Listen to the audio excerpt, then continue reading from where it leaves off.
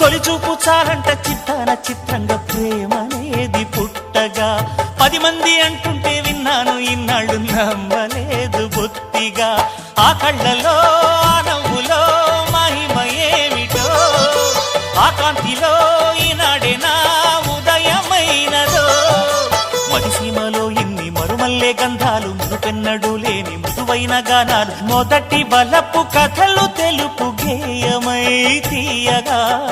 స్వరములు పాడగా